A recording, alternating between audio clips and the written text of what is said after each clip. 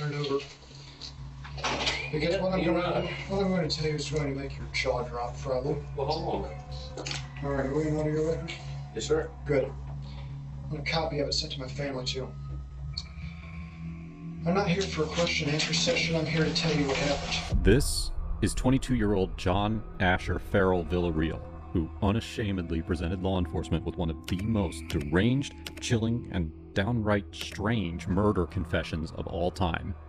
It was Christmas Eve 2014 when Anderson County Dispatch in South Carolina received a 911 call that opened the door to what became known as the I-85 Christmas Eve murder. Anderson County 911, what's the location emergency? Yes, we are on 85 South. Somebody laying on the side of the road. They've been shot. Is he breathing, honey? Yes, he's breathing, but he's yelling for help. Okay. He's in a lot of pain. There's two people here, both of them shot. Two shots. When paramedics arrived, they were met with a horrible sight. Laying in the dewy grass on the side of I-85 near the mile 16 marker, a man and a woman were splayed out in the grass.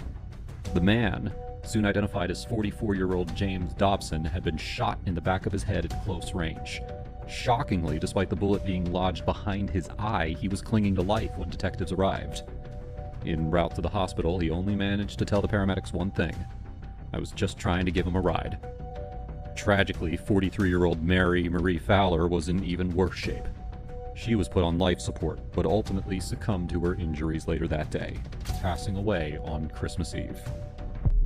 Police hit the ground running on their investigation, but they were faced with dead end after dead end. Fowler and Dobson were close friends, but no one around them knew what their destination or plans had been the night of her murder. Police did know one thing, however. It seemed that stealing the car they were driving may have been the motive. At the time, Dobson had borrowed his mother's 2013 Hyundai Elantra, but it was nowhere in sight.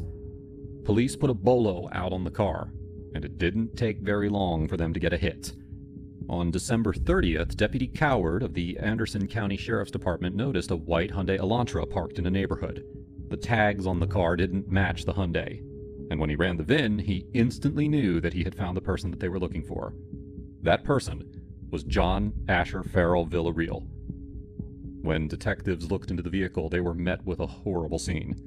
There was blood visible on the seats of the car, and it appeared as if the seatbelts had been cut off to eliminate evidence. Inside, they also uncovered a .22 shell casing, a .380 handgun, two .22 handguns, and a .22 rifle. Homemade silencers were on each gun. Very quickly, Villarreal was taken into custody.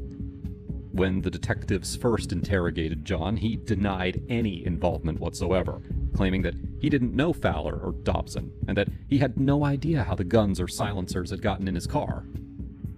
After about 2 hours of questioning, the detectives put Villarreal in a holding cell in order to stew on his situation.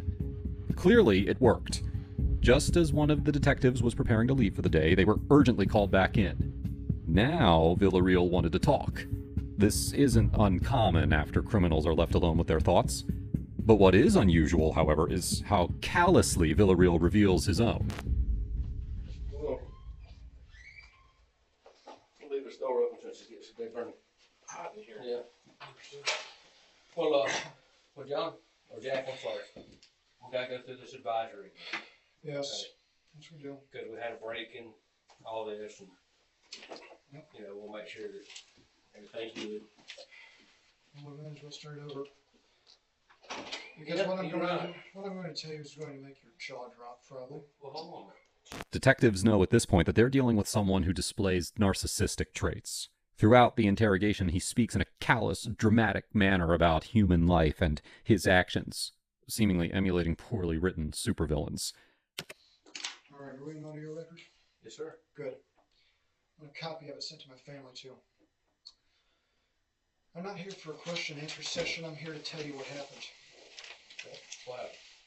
Well, before I start, I want to tell you, there is no human being or group of human beings on the face of this planet that could ever still fear me. I've had a loaded gun put to my head. I've had my own gun put to my head by someone before, and it didn't fear me. But there is one person who I'm afraid of, and that's God. I can't stand before him on Judgment Day to deny something I did. And I don't give a damn about a lawyer, because no lawyer can make it right for God. Let's go back go back to the night before Christmas Eve. I get a message from Karina telling me that her stepdad has been beating her, etc. And so immediately I jumped and I asked her, I said, if I could steal a car and come down there right now and get you out of there and get you somewhere safe, I said, will you do it? And she said yes. I can't hold her accountable for that. She's still a minor. So I packed my gear and I put on a rain suit, got on my bike, went over to a little abandoned house that I use as a safe house. Dry clothes, guns, and I won't lie either. Every single one of those suppressors I built by hand. No lathe. I simply know how they work, therefore I built them. It's like a muffler on a moped. Same difference. And I will tell you that it makes full power ammo that pisses on a stable gun. Okay, no one's going to hear it. And I know that that's a federal crime, 10 years in prison, etc. I understand that. Now, oh good, he can hear this too. We're gonna try to refrain from calling Villarreal a narcissist every 5 seconds, but just listen to the guy. It's clear that he's reveling in this moment of attention. Anyway, so you back in gear, you get Packed up, went over there. First thing I did, I didn't want to hurt anybody originally. I'm not that kind of guy. I can see that. And the first thing I did, I tried to find a car to hotwire. Because to be honest with you, I didn't want to have to hurt anyone, and frankly, I would have rather bring it back when I was done. And unfortunately, my mechanical genius isn't quite to that level. So the next thing I figured was, well, I could hitchhike and then try to commandeer the car. Hold him at gunpoint, tell him get out. Still didn't want to hurt him. They were rolling along down Fletcher Street, in fact, when I came across him. Had my pack on my back, my rain suit still on, cap on my head. And I asked him if they could take me to I-85. He said, not a chance. Then he changed his mind and said, do you have some gas money? I said, how much do you want? $5. I said, okay, $5. Who was in the car? The man and the woman. You don't know their names, don't really care, but I hope he survives, to be honest with you. I hope that since that day. Let me continue though. I got in that car, and we started going. And they were as nice as anything. And then the man offered to take me to the Georgia line. Said he had the time to do it. Said he'd do it for $25 a gas money. Reasonable enough. As we were driving down the road, I got to a point where I was ready to try to commandeer the car. And you know what? I told him I had to take a leak. Asked him to pull over. Classic move. I never suspected it. You know what? In the moment, I presumed the man was armed. As a result, I didn't try to commandeer the car, but I assumed. Okay? I didn't even give him a chance to show a gun. I put 1 round right in the woman's head. Then I put 3 rounds right in his neck because I was trying to hit the head, but I was trying to shoot too quick because I wanted to get it done. Didn't really want to shoot it. Didn't really want to do it, and I did. You're sitting here directly in front of me. Headrests in between. Well, first thing you do is tell yourself, don't think about it, don't feel. Because you can't do it if you think. Because you know it's wrong. And you take aim, perfect aim, boom. 1 in the head with her. She slumps over. Before the man can react, I screwed over quick. Boom. I missed. I hit his neck. And the problem was, I twitched basically. I got rushed. So I hit twice more in the neck instead of once in the head, which is what I was trying to do once I had hit him. And I want that man's family and the woman's family to know I'm sorry for what I did, and that I can never fix that or repay it. Well, anyway, let me continue, please. Villarreal is seemingly so excited to be telling his story that he wants no interruptions from law enforcement. Usually, officers nip controlling behavior like this in the bud, but since Villarreal's telling them everything, they're happy to give him the floor. So then I went over to the Love's station down the road on I-85, cleaned up the car a bit, because it was messy. Cut the seatbelts out because I couldn't get the blood off them. That's why the seatbelt clips were stuck into the things. I put that so that it wouldn't beep while I was driving. Bought some gas, a couple road maps, continued on my way. I raced all the way down to Fitzgerald, Georgia, going about 80 to 90 miles an hour the whole way. And whenever I took a back road, just flicked down to running lights so I could use the markers on the road instead of being seen. I've never done that before. And as I was driving, I can't tell you how bad I felt for having shot someone who, frankly, not only did me no wrong, but actually did me a favor. I got down there. I pulled in to Karina's place at noon, right on the minute, because I purposely timed it with the clock on my GPS. I pulled in, and first thing I did, she came out, I told her to get her stuff and get in the car because we were leaving. I thought that was okay to do because, in South Carolina, it's ages 17 you can leave home. Didn't realize in Georgia it's 18. You know, her mom comes out, tells me to get out. I should have just left. Instead, I started up a whole argument with her. She calls the sheriff on me. I argued with him for a while. Tried to tell him what the law was instead of listening to him about it, which was pretty stupid. Anyway, eventually he took down, he actually pulled his taser on me because I was getting so argumentative. He finally put it away when I finally cooperated. I can't blame him for doing that. I mean, he didn't know that I wasn't going to try to pop him. He didn't know I didn't have a weapon in my hand or anything like that. Did you think about it? No, because he's a cop. His dash cam's right there. Would have been on record. And frankly, I already had blood on my hands. I really didn't want more. And after I got done with the sheriff down there and he took down my ID information and stuff, and I told Karina that I'd be back on the 20th, because then she'd be 18 and be legal. Wouldn't be having a problem with the law at that point. Not that I wasn't already. And then I left. And I drove straight back to that safe house. And in the process, got myself a speeding ticket for going about 90 miles an hour in 45 zone. My lead foot didn't get me. I don't have a lead foot. I have a precise foot the same way as if I ride a moped or motorcycle. I know exactly what I'm doing at all times. Villarreal has, surprisingly, told a fairly accurate story here. However, he has left out some details. When he arrived at Kay's house, he rung the doorbell and then ordered her to get her things and leave. In response, Kay's mother told him that he had 2 seconds to get off the porch before the police were called. After that, Villarreal stalked back to her car, opened the door, and then looked over his shoulder at her, saying, quote, "We can do this the hard way or the easy way." Christmas went by. Weekend went by. Over the weekend, Karina's mom started making plans to either send her off to Mexico or put her in a psych hospital. That's true. That happened. That's not mine to intervene, and I should have contacted authorities if anything. But once again, it's got into that mode where you think that you're the outlaw lawman, that you can do whatever you want as long as no one sees you. God sees everything. And so I told her that I'd be down there Tuesday night at midnight.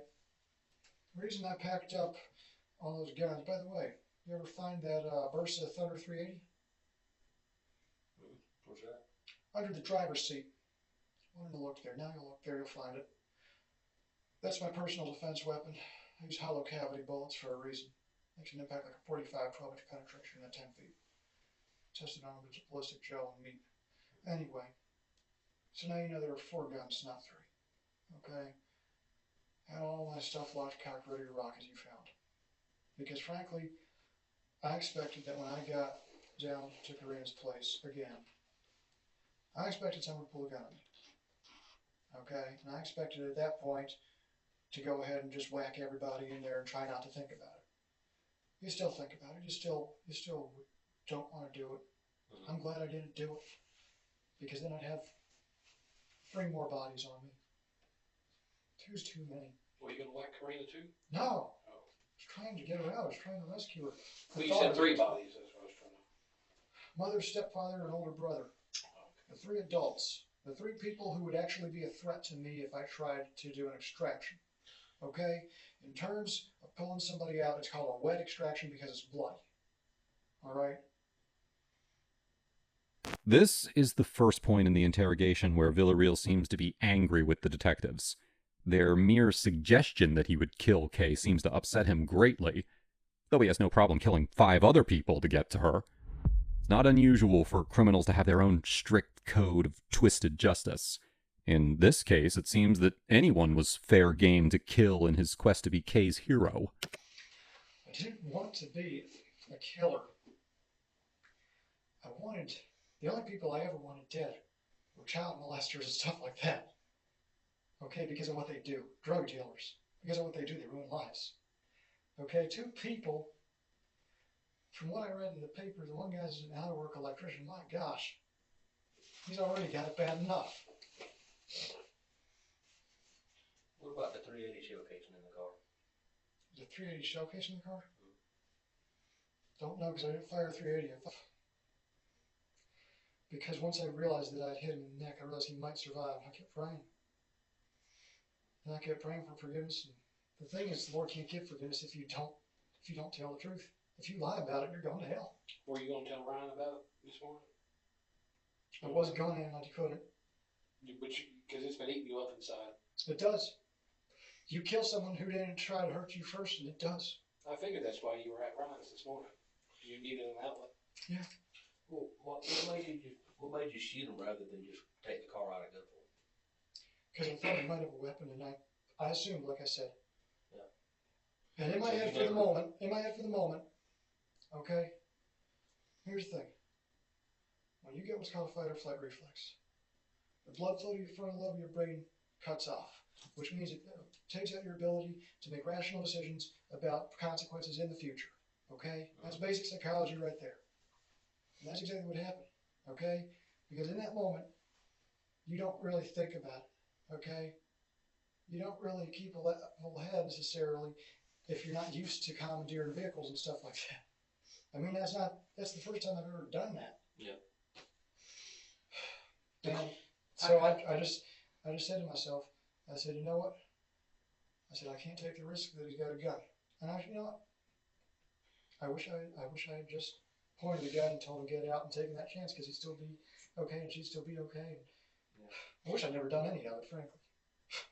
The detectives that he's speaking with are well aware of what's called fight or flight, considering that dealing with that is essentially their entire job. But they remain quiet to hear Villarreal's full story and break down his personality without interfering. The anonymous organization, I joined them for a reason. It's because I believe in truth, I believe in absolute justice, I believe in balance. Okay? I believe in cops who aren't corrupt, who don't take bribes. I believe in people who obey the law, who work a job. I believe in keeping drug dealers and stuff off the streets. Okay? And then I go out there and I put bullets into people who I don't know a thing about. I have no cause to even hurt them.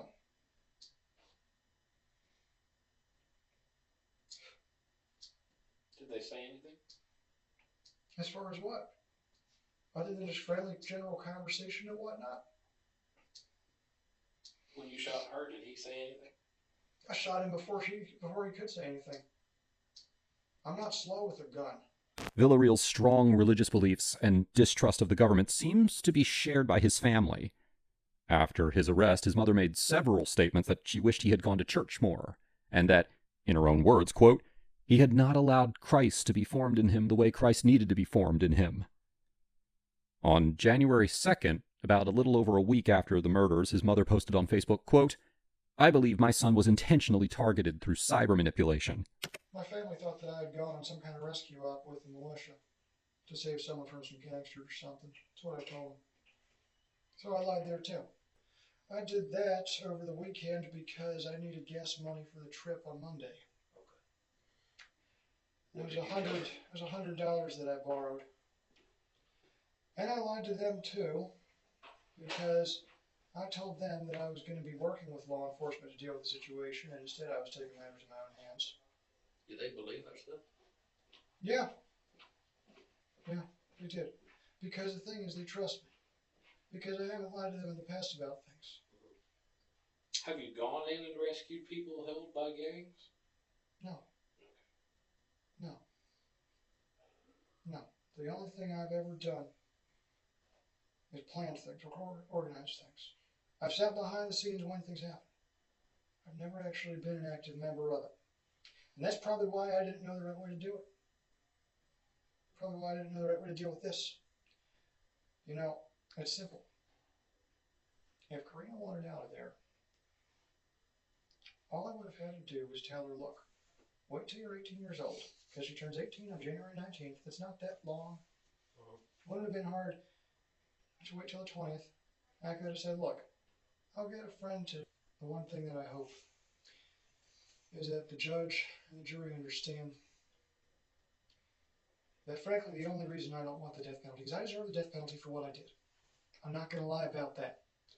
The one reason I don't want it is because I want an opportunity to teach others where that line is that you never cross. And I would like an opportunity, one day if I ever get out of jail, to make a good ending to my life. What do you mean by that? Do something good with my life. Actually have my own business, something like that. That's what I wanted all along. My reason I took the bicycle assembly job at Walmart was because I wanted to open my own bike shop. It's not going to happen now. Every now and then, you see so many movies about assassins and whatnot. You read so many novels and all this stuff. And, you start forgetting the difference between reality and fantasy. You start forgetting the difference between what the CIA actually does versus what a civilian can do. You know, I'm not going to lie, the CIA has people killed every day of the week. They do it for a reason, though. Okay? People who are traitors, give away secrets, I understand that. I don't necessarily agree with the method, but I understand it. The thing is, an individual citizen, the only thing I need a gun for is to either hunt or defend myself. Shouldn't be walking around thinking about, well, how would I take this person out, etc. I mean, the only thing I need to think about taking out is someone who actually pulled a weapon on me. It would have been better if it stayed that way in my mind. But you start seeing a gun as a tool for power, especially when it has a suppressor. Fear of death convinces most people to cooperate. Fear of death without a witness convinces almost everyone. And then, of course, the problem comes in when you have your face unmasked. You don't have a ski mask or something like that on. Well, how can you leave a witness? It's a slippery slope. You don't ever go down. You don't ever let yourself go an inch toward it. Villarreal didn't go an inch toward it, he went a mile. Due to his lengthy and thorough confession for the murder of Mary Fowler and the attempted murder of James Dobson, he was sentenced to life in prison. At his trial, Dobson, who was still recovering, made a statement from his wheelchair. I'd like to understand why did you do what you done? Why? Villarreal has struggled behind bars, being reprimanded in 2020 for disrespect, and in 2022 for possession of a cell phone, which lost him television privileges for a year, and visitation and phone privileges for 120 days.